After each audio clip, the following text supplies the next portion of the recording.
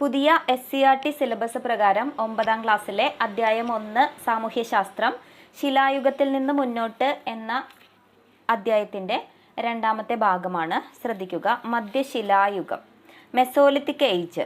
പ്രാചീന ശിലായുഗത്തിൽ നിന്നും നവീന ശിലായുഗത്തിലേക്കുള്ള പരിവർത്തനത്തിൻ്റെ ഘട്ടമാണ് മധ്യശിലായുഗം. മെസോസ് മദ്യം, ലിത്തോസ് ശില എന്നീ ഗ്രീക്ക് പദങ്ങളിൽ നിന്ന് ഉത്ഭവിച്ച പദമാണ് മെസോലിത്തിക്. മെസോസ് മദ്യം, ലിത്തോസ് ശില എന്ന ഗ്രീക്ക് പദങ്ങളിൽ നിന്ന് ഉത്ഭവിച്ച പദമാണ് മെസോലിത്തിക്.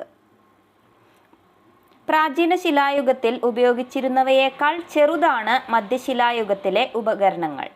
മധ്യശിലായുഗത്തിൽ ഉപയോഗിച്ചിരുന്ന വലിപ്പം കുറഞ്ഞ ഉപകരണങ്ങൾ അറിയപ്പെടുന്നത് മൈക്രോലിത്തുകൾ അഥവാ സൂക്ഷ്മശിലകൾ എന്നാണ്.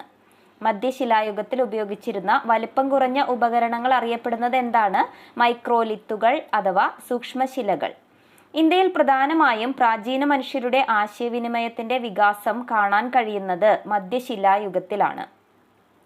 ഗുഹാചിത്രങ്ങളിൽ സൂചിപ്പിക്കുന്ന പ്രാചീന മനുഷ്യന്റെ ജീവിത രീതികളാണ് വേട്ടയാടൽ, ബിംബേട്ക, ലഗ്ജാവോർ, മീൻപിടുത്തം, ലഗ്ജാവോർ, മൃഗപരിപാലനം, കദോട്ടിയ, ഭക്ഷണം പാകം ചെയ്യൽ, കദോട്ടിയ, കുടുംബരംഗം, ലഗ്ജാവോർ, നൃത്തം, ലഗ്ജാവോർ. മധ്യശിലായുഗത്തിന്റെ സവിശേഷതകളാണ് മൈക്രോലിത്തുകൾ അഥവാ സൂക്ഷ്മശിലായുധങ്ങളുടെ ഉപയോഗം. വേട്ടയാടലിനും ശേഖരണത്തിനും പുറമെ മീൻപിടുത്തവും ഉപജീവന മാർഗമാക്കി. മൃഗങ്ങളെ ഇണക്കി വളർത്തലിന്റെ സൂചനകൾ.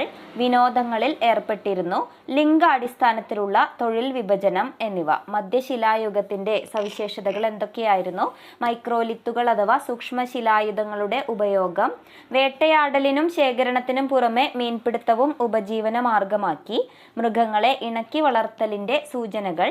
വിനോദങ്ങളിൽ ഏർപ്പെട്ടിരുന്നു. ലിംഗാടിസ്ഥാനത്തിലുള്ള തൊഴിൽ വിഭജനം. മധ്യശിലായുഗ കേന്ദ്രങ്ങൾ ഏതൊക്കെയായിരുന്നു?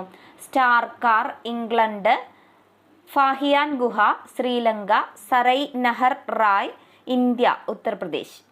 മധ്യശിലായുഗ കേന്ദ്രങ്ങളാണ് സ്റ്റാർക്കാർ ഇംഗ്ലണ്ട്, ഫാഹിയാൻ ഗുഹ ശ്രീലങ്ക, സറൈ നഹർ റായ് ഇന്ത്യ ഉത്തർപ്രദേശ്. സ്റ്റാർക്കാർ യൂറോപ്പിലെ മധ്യശിലായുഗ കേന്ദ്രത്തെ പറ്റി നോക്കാം. വടക്കുകിഴക്കൻ ഇംഗ്ലണ്ടിലാണ് സ്ഥിതി ചെയ്യുന്നത്. മധ്യശിലായുഗത്തിലെ ഒരു തുറസായ അധിവാസ കേന്ദ്രമാണ്. ജൈവ അവശിഷ്ടങ്ങളുടെ സാന്നിധ്യമാണ് ഈ കേന്ദ്രത്തിന്റെ പ്രധാന സവിശേഷത. ശിലകൾ കൊണ്ടും അസ്ഥികൾ കൊണ്ടും നിർമ്മിച്ച ഉപകരണങ്ങൾ ഇവിടെ നിന്ന് കണ്ടെത്തിയിട്ടുണ്ട്. ആദ്യകാല മരപ്പണിയുടെ തെളിവുകളും ഇവിടെ നിന്ന് ലഭിച്ചിട്ടുണ്ട്. ആദിമ മനുഷ്യർ ഈ പ്രദേശത്തെ താൽക്കാലിക വാസസ്ഥലമായി ഉപയോഗിച്ചിരുന്നു.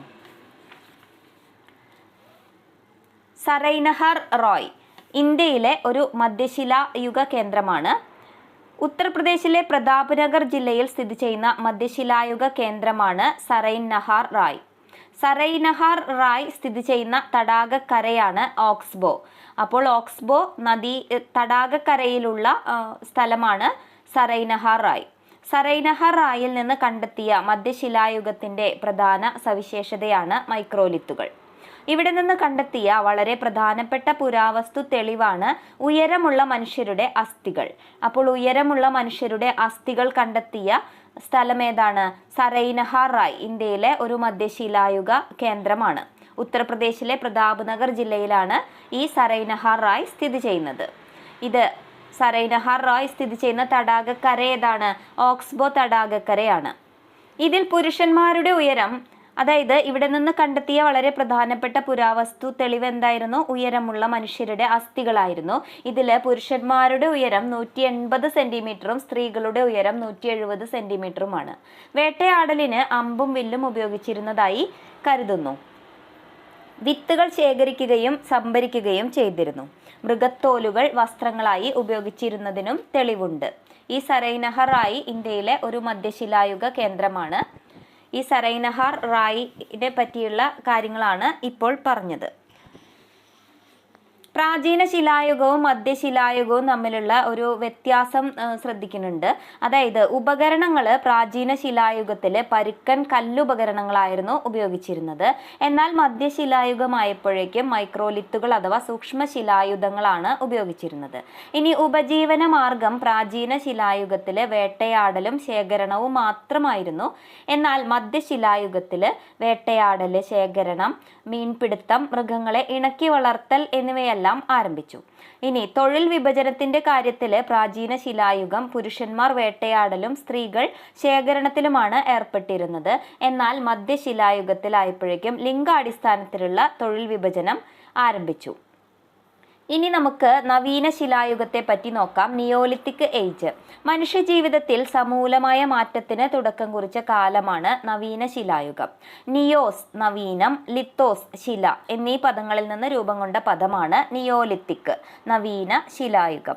നിയോസ് നവീനം, ലിത്തോസ് ശില എന്നീ പദങ്ങളിൽ നിന്ന് രൂപം കൊണ്ട പദമാണ് നിയോലിത്തിക്. മനുഷ്യജീവിതത്തെ മാറ്റിമറിച്ച നവീന ശിലായുഗത്തിലെ 2 സുപ്രധാന മാറ്റങ്ങളെ സൂചിപ്പിക്കുന്ന ഗ്രന്ഥമാണ് മാൻ മേക്സ് ഹിംസെൽഫ്. നവീന ശിലായുഗത്തെക്കുറിച്ച് പരാമർശിക്കുന്ന ഗോൾഡൻ ചൈൽഡിന്റെ ഗ്രന്ഥമാണ് മാൻ മേക്സ് ഹിംസെൽഫ്, മനുഷ്യർ സ്വയം നിർമ്മിക്കുന്നു എന്നത്.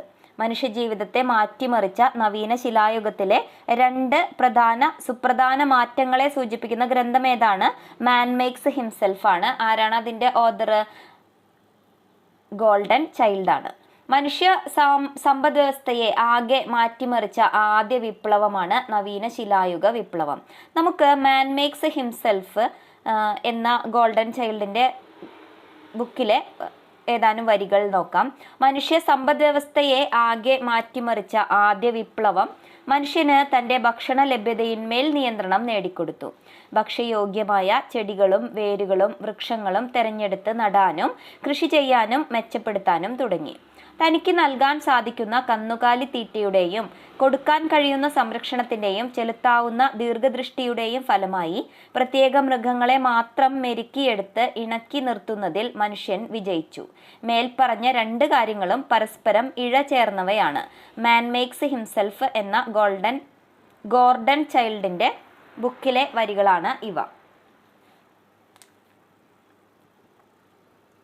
മനുഷ്യ സമ്പദ് വ്യവസ്ഥയെ ആകെ മാറ്റിമറിച്ച ആദ്യ വിപ്ലവമാണ് നവീന ശിലായുഗ വിപ്ലവം. നവീന ശിലായുഗ വിപ്ലവം എന്ന ആശയത്തിന് രൂപം നൽകിയത് ഗോർഡൻ ചൈൽഡാണ്. മനുഷ്യന് തൻ്റെ ഭക്ഷണ ലഭ്യതയിൽ മേൽ നിയന്ത്രണം നേടിക്കൊടുത്ത കാലഘട്ടമാണ് നവീന ശിലായുഗം. ഇനി നവീന ശിലായുഗത്തിൻ്റെ പ്രധാനപ്പെട്ട സവിശേഷതകൾ നോക്കാം. മിനുസപ്പെടുത്തിയതും വിവിധ ആകൃതിയിലും വലുപ്പത്തിലുള്ളതുമായ ഉപകരണങ്ങൾ ഉപയോഗിച്ചു. മൃഗങ്ങളെ ഇണക്കി വളർത്തി. മെച്ചപ്പെട്ട ഉപകരണങ്ങൾ കാർഷിക പ്രവർത്തനങ്ങൾക്കും മരങ്ങൾ മുറിക്കുന്നതിനുമൊക്കെ സഹായകമായി. കൃഷിയും കന്നുകാലി വളർത്തലും ഭക്ഷ്യോൽപാദനങ്ങളുടെ സ്ഥിരമായ ലഭ്യത ഉറപ്പാക്കി. മിച്ചോൽപാദനം സാധ്യമായതോടെ സമൂഹത്തിലെ ഒരു വിഭാഗം കാർഷിക പ്രവർത്തനങ്ങളിൽ നിന്ന് സ്വതന്ത്രരായി. കളിമൺ പാത്ര നിർമ്മാണം, ഇഷ്ടിക നിർമ്മാണം എന്നിവ ധാന്യ സംഭരണം സാധ്യമാക്കി. സമൂഹത്തിൽ വിവിധ തൊഴിൽ വിഭാഗങ്ങൾ രൂപീകരിക്കപ്പെട്ടു. സ്ഥിരതാമസം ആരംഭിച്ചു. നവീന ശിലായുഗത്തിൻ്റെ പ്രധാനപ്പെട്ട സവിശേഷതകളാണ് പറഞ്ഞത്. മൃഗങ്ങളെ ഇണക്കി വളർത്താനും കൃഷി ആരംഭിക്കുവാനും മനുഷ്യരെ പ്രേരിപ്പിച്ച ഘടകങ്ങൾ എന്തൊക്കെയായിരിക്കാം? ജനസംഖ്യാ വർധനവ്, മനുഷ്യാധിവാസ കേന്ദ്രങ്ങളുടെ എണ്ണത്തിലുണ്ടായ വർധന, സങ്കീർണമായ സാമൂഹിക സംഘാടനം, ഭക്ഷ്യോൽപ്പന്നങ്ങളുടെ ലഭ്യതക്കുറവ്, സാങ്കേതിക വിദ്യയിൽ വന്ന മാറ്റം. എന്തൊക്കെയായിരിക്കാം മൃഗങ്ങളെ ഇണക്കി വളർത്താനും കൃഷി ആരംഭിക്കുവാനും മനുഷ്യരെ പ്രേരിപ്പിച്ച ഘടകങ്ങൾ? ജനസംഖ്യാ വർധനവ്, മനുഷ്യാധിവാസ കേന്ദ്രങ്ങളുടെ എണ്ണത്തിലുണ്ടായ വർധന, സങ്കീർണമായ സാമൂഹിക സംഘാടനം, ഭക്ഷ്യോൽപ്പന്നങ്ങളുടെ ലഭ്യതക്കുറവ്, സാങ്കേതിക വിദ്യയിൽ വന്ന മാറ്റം. നവീന ശിലായുഗത്തിലെ ഉപകരണങ്ങളുടെ സവിശേഷതകൾ എന്തൊക്കെയായിരുന്നു? മിനുസപ്പെടുത്തിയ ഉപകരണങ്ങളായിരുന്നു ഉപയോഗിച്ചിരുന്നത്. വിവിധ ആകൃതിയിലുള്ള ഉപകരണങ്ങൾ ഉണ്ടായിരുന്നു. വിവിധ വലിപ്പത്തിലുള്ള ഉപകരണങ്ങൾ ഉണ്ടായിരുന്നു. രാഖി മൂർച്ചപ്പെടുത്തിയ ഉപകരണങ്ങൾ ഉണ്ടായിരുന്നു. മൂർച്ചയേറിയ വക്കുകളായിരുന്നു അവയ്ക്കുണ്ടായിരുന്നത്. എന്തൊക്കെയാണ് നവീന ശിലായുഗത്തിലെ ഉപകരണങ്ങളുടെ സവിശേഷതകൾ? മിനുസപ്പെടുത്തിയ ഉപകരണങ്ങളായിരുന്നു. വിവിധ ആകൃതിയിലുള്ള ഉപകരണങ്ങൾ ഉണ്ടായിരുന്നു. വിവിധ വലിപ്പത്തിലുള്ള ഉപകരണങ്ങൾ ഉണ്ടായിരുന്നു. രാഗി മൂർച്ചപ്പെടുത്തിയ ഉപകരണങ്ങളായിരുന്നു. മൂർച്ചയേറിയ വക്കുകൾ ഉണ്ടായിരുന്നു. മെഹർ ഹെഡ് ഇന്ത്യൻ ഉപഭൂഖണ്ഡത്തിലെ നവീന ശിലായുഗ കേന്ദ്രമാണ് മെഹർഗഡ്. ഇപ്പോൾ പാകിസ്ഥാനിലാണ്. ഇന്ത്യൻ ഉപഭൂഖണ്ഡത്തിലെ നവീന ശിലായുഗ കേന്ദ്രം ഏതാണ്? ഇപ്പോൾ പാകിസ്ഥാനിലുള്ള മെഹർഗഡ് ആണ്. മൃഗങ്ങളെ ഇണക്കി വളർത്തൽ, കൃഷി എന്നിവയ്ക്ക് തുടക്കം കുറിച്ച പ്രാചീന ഇന്ത്യയിലെ ആദ്യ പ്രദേശമാണ് Mehrgarh. Bread basket of Balochistan എന്ന് വിളിക്കപ്പെടുന്ന പ്രദേശമാണ് മെഹർഗഡ്. എന്തൊക്കെയാണ് മെഹർഗഡിന്റെ പ്രത്യേകതകൾ? ഇന്ത്യൻ ഉപഭൂഖണ്ഡത്തിലെ നവീന ശിലായുഗ കേന്ദ്രമാണ് മെഹർഗഡ്. ഇപ്പോൾ അത് പാകിസ്ഥാനിലാണ്. മൃഗങ്ങളെ ഇണക്കി വളർത്തൽ, കൃഷി എന്നിവയ്ക്ക് തുടക്കം കുറിച്ച പ്രാചീന ഇന്ത്യയിലെ ആദ്യ പ്രദേശം ഏതാണ്? മെഹർഗഡ് ആണ്. ബ്രെഡ് ബാസ്ക്കറ്റ് ഓഫ് ബലൂചിസ്ഥാൻ എന്ന് വിളിക്കപ്പെടുന്ന പ്രദേശം ഏതാണ്? ഈ മെഹർഗഡ് ആണ്. ഇറാഖിലെ ഗുർദിഷ് കുന്നുകളിലെ ജാർമോ. നവീന ശിലായുഗ കേന്ദ്രമായ ജാർമോ സ്ഥിതി ചെയ്യുന്നത് ഇറാഖിലെ ഗുർദിഷ് കുന്നുകളിലാണ്. ഇറാഖിലെ ഗുർദിഷ് കുന്നുകളിലെ ജാർമോയെ പറ്റിയാണ് നമ്മൾ പറയുന്നത്. നവീന ശിലായുഗ കേന്ദ്രമാണ് ജാർമോ. ഇത് സ്ഥിതി ചെയ്യുന്നത് എവിടെയാണ്? ഇറാഖിലെ ഗുർദിഷ് കുന്നുകളിലാണ്. ജാർമോയിൽ പുരാവസ്തു ഗവേഷണത്തിന് നേതൃത്വം നൽകിയത് ആരാണ്? റോബർട്ട് ജെ ബ്രൈഡ് വുഡാണ് ജാർമോയിൽ പുരാവസ്തു ഗവേഷണത്തിന് നേതൃത്വം നൽകിയത്. ജാർമോയിലെ ജനങ്ങളുടെ കാർഷിക വിളകൾ ഏതൊക്കെയായിരുന്നു? ബാർലി, 2 തരം ഗോതമ്പ് എന്നിവയായിരുന്നു ജാർമോയിലെ ജനങ്ങളുടെ കാർഷിക വിളകൾ. ആടിനെയും മറ്റു ചില മൃഗങ്ങളെയും ഇണക്കി വളർത്തിയിരുന്നു. വീടുകൾ ചെറു കുടിലുകളായിരുന്നു. കളിമണ്ണുകൊണ്ട് മൃഗങ്ങളുടെയും മനുഷ്യരുടെയും രൂപങ്ങളൊക്കെ നിർമ്മിച്ച മനുഷ്യരൂപങ്ങളിൽ ഏറ്റവും പ്രധാനപ്പെട്ടത് ഗർഭിണിയായ സ്ത്രീയുടെ രൂപമാണ്. അപ്പോൾ എന്തായിരുന്നു? നിർമ്മിച്ച മനുഷ്യരൂപങ്ങളിൽ ഏറ്റവും പ്രധാനപ്പെട്ടത് ഗർഭിണിയായ സ്ത്രീയുടെ രൂപമാണ്. ഇറാഖിലെ ഗുർദിഷ് കുന്നുകളിലെ ജാർമോയെ പറ്റിയാണ് പറഞ്ഞത്. സ്റ്റേറ്റ്മെന്റ് രൂപത്തിലായതുകൊണ്ട് ശ്രദ്ധിച്ച് ഒന്നുകൂടി കേട്ട് പഠിക്കുക. നവീന ശിലായുഗത്തിൽ കൃഷിയുടെ ആരംഭം രേഖപ്പെടുത്തിയ ചന്ദ്രക്കലയുടെ ആകൃതിയിലുള്ള പ്രദേശമാണ് ഫെർട്ടൈൽ ക്രസന്റ്, ഫലഭൂയിഷ്ഠമായ ചന്ദ്രക്കല. നവീന ശിലായുഗത്തിൽ കൃഷിയുടെ ആരംഭം രേഖപ്പെടുത്തിയ ചന്ദ്രക്കലയുടെ ആകൃതിയിലുള്ള പ്രദേശം ഏതാണ്? ഫെർട്ടൈൽ ക്രസന്റ് ആണ്. നവീന ശിലായുഗ കേന്ദ്രങ്ങളും അവ സ്ഥിതി ചെയ്യുന്ന രാജ്യങ്ങളുമാണ് പറയുന്നത്. ജെറീക്കോ എവിടെയാണ്? പലസ്തീനിലാണ്. ജാർമോ ഇറാഖിലാണ്. അലികോഷ് ഇറാനിലാണ്. മെഹർഗഡ് പ്രാചീന ഇന്ത്യ, ഇപ്പോൾ പാകിസ്ഥാനിലാണ്. നവീന ശിലായുഗ കേന്ദ്രങ്ങളായ ജെറീക്കോ പാലസ്തീനിലാണ്. ജാർമോ ഇറാഖിലാണ്. അലികോഷ് ഇറാനിലാണ്. മെഹർഗഡ് പ്രാചീന ഇന്ത്യ, ഇപ്പോൾ പാകിസ്ഥാനിലാണ്. ഇനി ലോഹയുഗത്തെ പറ്റി നോക്കാം. Metal age. ശിലയുടെ സ്ഥാനത്ത് ലോഹങ്ങൾ ഉപയോഗിക്കാൻ തുടങ്ങിയതോടെ മനുഷ്യർ ലോഹയുഗത്തിലേക്ക് പ്രവേശിച്ചു. സാങ്കേതിക വിദ്യയിൽ മനുഷ്യർ കൈവരിച്ച പുരോഗതി വ്യക്തമായി പ്രകടമാക്കുന്ന കാലമാണ് ലോഹയുഗം. മനുഷ്യർ ആദ്യമായി ഉപയോഗിച്ച ലോഹം ഏതാണ്? ചെമ്പാണ് മനുഷ്യർ ആദ്യമായി ഉപയോഗിച്ച ലോഹം. പ്രകൃതിദത്തമായ ചെമ്പിനെ ആയുധങ്ങളും ഉപകരണങ്ങളുമാക്കി മാറ്റുന്ന സാങ്കേതിക രീതി മനുഷ്യർ കൈവരിച്ച കാലഘട്ടവും ലോഹയുഗം തന്നെയാണ്. ചെമ്പിന്റെ സാന്നിധ്യം കണ്ടെത്തിയ ആദ്യകാല കാർഷിക ഗ്രാമങ്ങളാണ് പറയുന്നത്. തുർക്കിയിലെ ചാദൽ ഹോയൂക്ക്, വടക്കൻ സിറിയയിലെ ചയോനു, ഇറാനിലെ അലികോഷ്. ചെമ്പിന്റെ സാന്നിധ്യം കണ്ടെത്തിയ ആദ്യകാല കാർഷിക ഗ്രാമങ്ങൾ ഏതൊക്കെയാണ്? ശ്രദ്ധിക്കുക. തുർക്കിയിലെ ചാദൽ ഹോയൂക്ക്, വടക്കൻ സിറിയയിലെ ചയോനു, ഇറാനിലെ അലികോഷ്. ചെമ്പിന്റെ സാന്നിധ്യം കണ്ടെത്തിയ കാലഘട്ടം BCE 7000 ആണ്. ചെമ്പിന്റെ സാന്നിധ്യം കണ്ടെത്തിയ കാലഘട്ടം BCE 7000. ചെമ്പ് ഉപകരണങ്ങൾക്കുള്ള മേന്മകൾ എന്തൊക്കെയായിരുന്നു? അനുയോജ്യമായ ആകൃതിയിലും രൂപത്തിലും മാറ്റാനാവും. കൂടുതൽ കാലം നിലനിൽക്കും.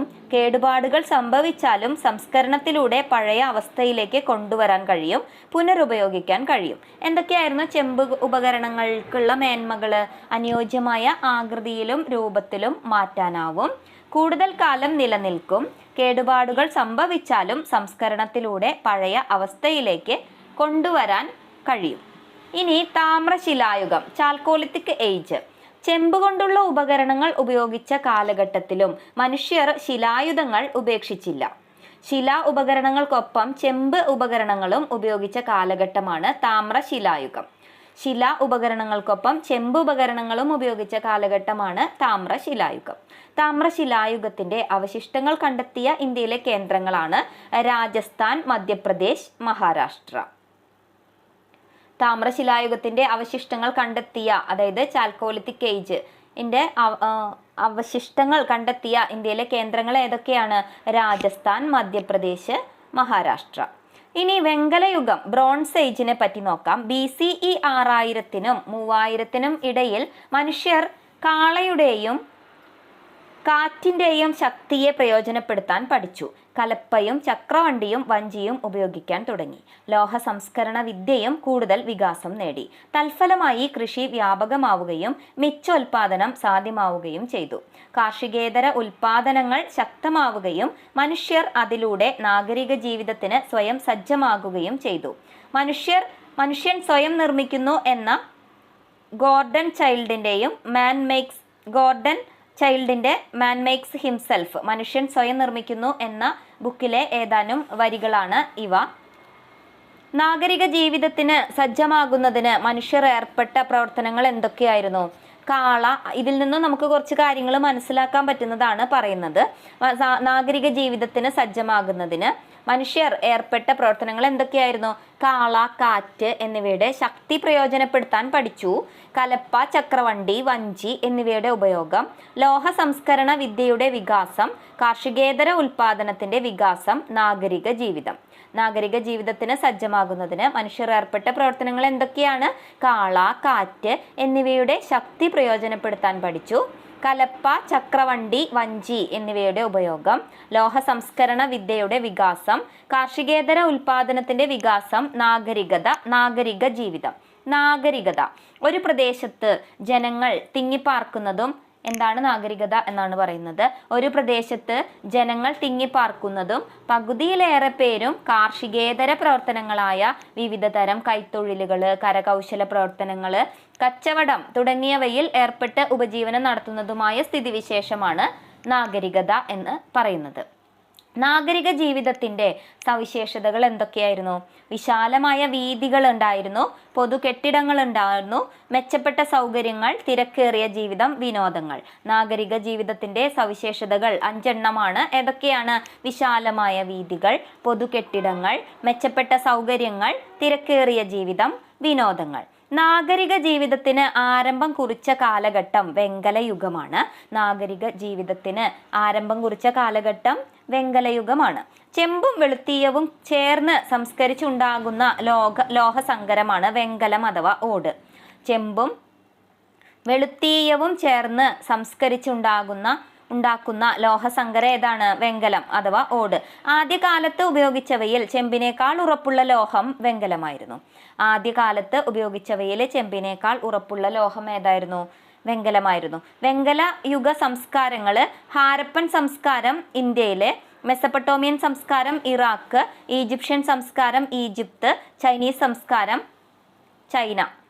വെങ്കലയുഗ സംസ്കാരങ്ങളാണ് ഹാരപ്പൻ സംസ്കാരം ഇന്ത്യ, മെസപ്പൊട്ടോമിയൻ സംസ്കാരം ഇറാഖ്, ഈജിപ്ഷ്യൻ സംസ്കാരം ഈജിപ്ത്, ചൈനീസ് സംസ്കാരം ചൈന.